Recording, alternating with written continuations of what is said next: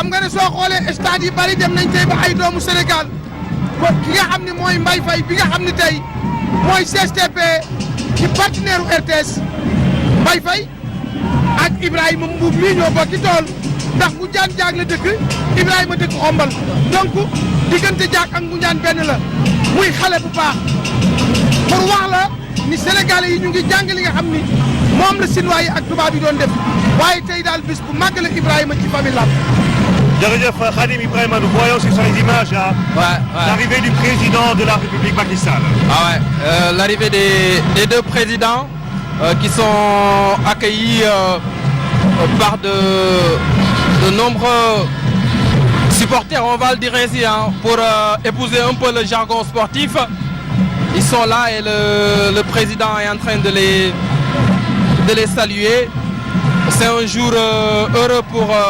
la lutte traditionnelle, mais également pour le sport sénégalais. Et là, c'est le cortège qui s'ébranle tout doucement à destination donc de cette arène nationale construite à Pikine, qui est une pépinière de talent. Tous les grands champions de lutte pratiquement sont issus de la banlieue dakaroise. Mohamed Ndao Tyson que j'ai aperçu tout à l'heure, Modulo, Balla Gaye, Ama Baldé, et j'en oublie forcément. C'est donc très normal que l'arène soit construite. Boignan également. Ils sont nombreux ces champions issus de la banlieue dakaroise. Et le choix de l'endroit n'a pas été fortuit, ça a été mûrement réfléchi. Et aujourd'hui, c'est le jour de la réception des clés en présence de tous les acteurs du monde de la lutte. Le président de la République Macky Sall qui fait son entrée donc dans cette arène nationale à 9h45 et en direct sur la radio-télévision sénégalaise. Un moment historique, Khadim et Ibrahim le rappelé, parce que moi-même je ne savais pas que depuis 1980 quand même, depuis 92 je pense, on n'a pas construit une infrastructure sportive de cette envergure dans notre pays. Le Sénégal est un pays de lutte, un pays de sport. En fait, le stade de l'amitié, comme on l'appelait, date du début des années 80. Donc c'est depuis plus de 30 ans qu'on n'a pas construit de stade au Sénégal. On avait l'habitude de voir des stades réhabilités seulement. C'est donc quelque chose de très important. Donc après plus de 30 ans, d'avoir une enceinte sportive neuve au Sénégal. Alors le président Macky Sall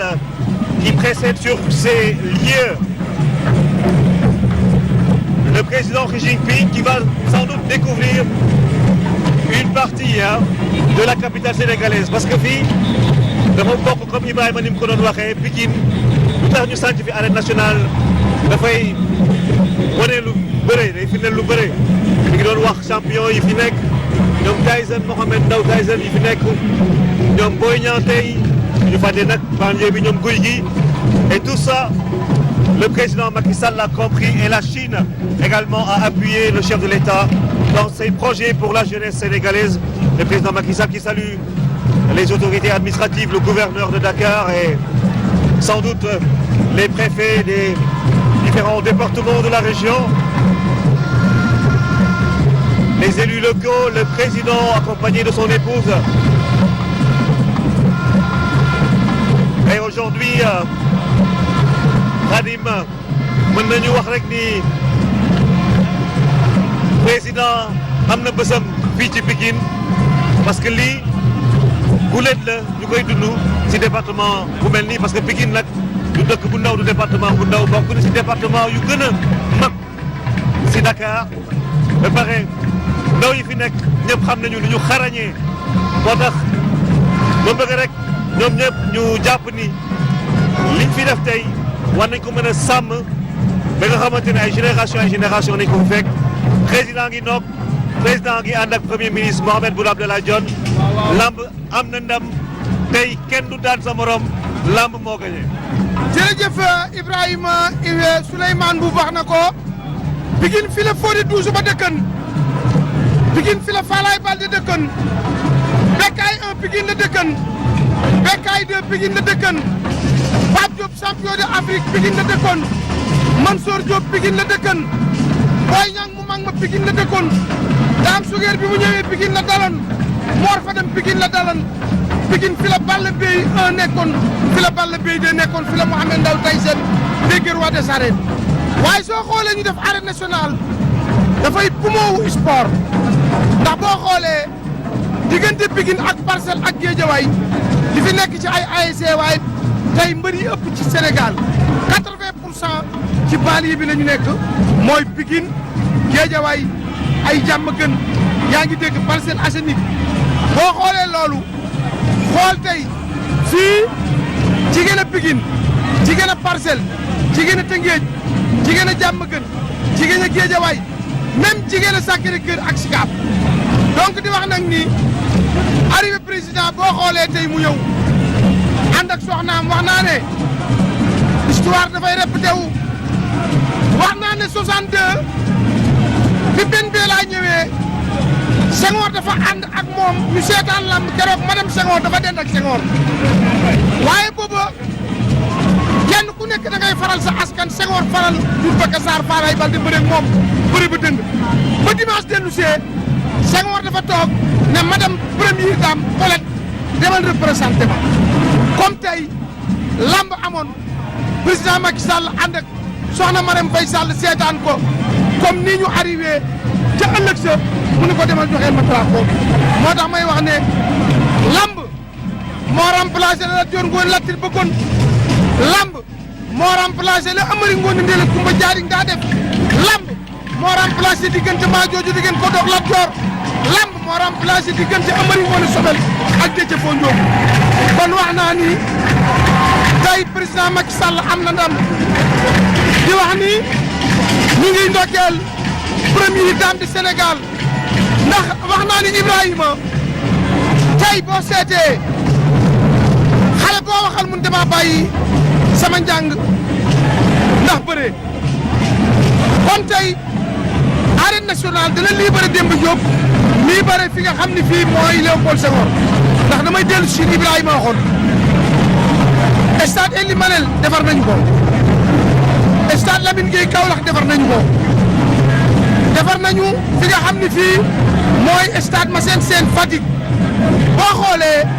li taxoon stade Demba Diop sonn Iba Mar sonn parce que daa nga taxawal combat taxawale ko Fatick te gisi ko fii kon arène nationale bi su amee dafay tax nag lamb léegi dootu am condition ci dem ne basket wala volleyball naa la fay li nga war naan te bàyyi ma bëri Iba Mar Diop xam nga loolu day am léeg-léeg da ngay gis volleyball am journée lamb ci ñëw ni ko naa la jox li nga war naan te nga bàyyi ma seeni ba bu journée ma tëgg léegi nag boo amee combat bu mag da nga ñëw fii boo amee combat bu ndaw da nga ñëw fii loolu mooy wane ne arène nationale bi loolu mooy njëriñam parce que arène sénégalaise moo doon arène bu mag bi mais nii la bindoo woon donc di wax ni président ñu ngi koy ndokkeel mi ngi ànd ak premier ministre Mohamed Ben Abdallah Dionne ci loyauté ànd ak gouvernement dama ko wax barki démb ni ko mu neex bay ak mu naqari bay naga ko ëpp soow waa ndeysaan xadeeg ma xool ma dama màggat léegi te xam nga dama den ak ñaari Ibrahima di wax ni Senghor bëggoon na ko yàlla dogalu ko woon président Abdou Diouf bëggoon na ko yàlla dogalu ko woon président Abdoulaye Wade woon nañu ay màgget yàlla dogalu ko waaye nag Olof Ndiaye dafay wax ni tombe moo waral ay gaaf arène nationale ci ayu président Macky Sall la ko yàlla suñu borom dogale mu teg pose première paire bi ñëw tey war a jël caabi yi dans quelque temps Ibrahima mu ñëw inauguré ko ba àndeeg dogal yàlla jagat xoolal déclaration yàlla yu am boo xam ne ci buntu bi la nekk. Wow, écran géant, Ibrahima Mboup fait justement l'un des aspects des installations de cette arène nationale. Et sans doute, comme on le disait tout à l'heure, ça va permettre d'avoir une meilleure visibilité sur ce qui va se faire dans le futur ici, au sein de l'arène nationale. Ibrahima, le président, est arrivé avec le Premier ministre Mohamed Boun Abdallah Dionne, et Khadim rappelait tout à l'heure. Justement, cette rencontre entre le président Senghor et le président algérien Ben Bella. Et l'histoire se répète aujourd'hui. Voici deux présidents qui vont venir dans une arène nationale pour vivre un moment très fort pour la lutte sénégalaise. Ouais, un moment très fort pour la lutte sénégalaise. Comme l'a rappelé Khadim Samb, c'est une vieille doléance. De tout temps, les acteurs du monde de la lutte ont appelé de leur vœu la construction de cette arène nationale, mais ça avait traîné. Heureusement qu'on l'a eu en 2018. Les travaux n'ont pas duré longtemps, seulement 2 ans et 4 mois. La pose de la première pierre a eu lieu en avril 2016. Nous sommes en juillet 2018 et en ce jour, le monde de la lutte va étreiner donc l'arène nationale, qui est une infrastructure de grande qualité. Il faut dire que la lutte a pris une grande dimension au sein de la société sénégalaise. La lutte est, avec le football, les deux sports les plus populaires dans ce pays. Pour les télévisions, la lutte est non seulement un programme, mais un moyen d'avoir des rentrées publicitaires et de l'argent. Ouais. Pour le pouvoir économique, à travers les sponsors et les entreprises, la lutte est un moyen pour avoir beaucoup plus de visibilité. Pour les sportifs, les lutteurs eux-mêmes, la lutte est un moyen de prendre l'ascenseur social et de se hisser quand même quelque part au niveau de la société. La lutte est une fabrique de champions. Ça a permis à beaucoup de lutteurs, à beaucoup de jeunes, de ne pas traîner dans la rue, de ne pas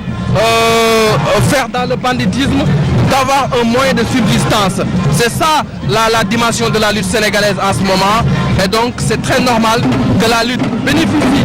de cette infrastructure sportive de qualité. Khadim ñoo ko déggandoo déggal lii. Ibrahima Mboup waxee boo demee tey ba télévision yi di xëccoo lamb wane na ne lamb am na jéego bu rëy bu mu dox. man nañ wax ni Gambie ak Sénégal mel ni réew la woon waaye bu ñu demee tey ba ñaari télévision yi def convention ci bëre Leewtoo bii mu tëgg muy bésu président Macky Sall lamb rek a tax lamb moo tax mbër am 4-4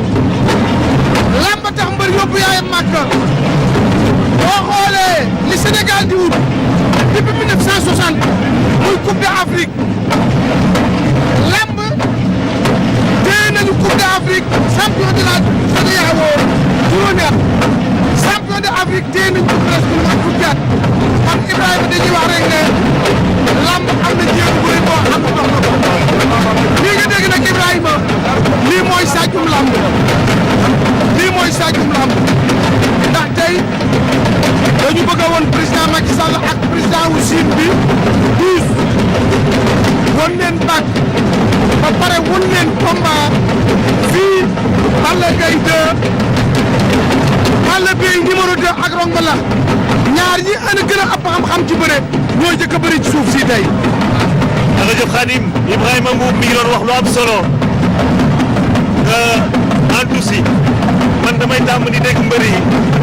ku si am ndam rek day ne maa ngi gërëm sama waajur yi bëri loo war a ñëwee sama yaay moo ma tax a def sama yaay moo ma tax a bëre sama yaay moo ma tax a daan sama doole waaye dama bëgg xam est-ce que lamb mën na jël beneen dimension comme Fox mu mel États-Unis bu nekk ay entreprise bëri am assurance am li ñuy wax ay compte bancaire bu mel ni loo xamante ne entreprise formelle la nga xam ne dañuy identifier supporters yi s'il le faut sax ñu am ay carte yuy wane ni ñoom écurie bii la ñu bokk kër bii la ñuy supporter est-ce que loolu war nañ si mën a jóg. Ibrahima loolu war na mun a am parce que tax mu war a mun a am mooy dama lay wax ne la combat yu mag yi combat bu ci nekk ëpp na 500 millions dépense kon normalement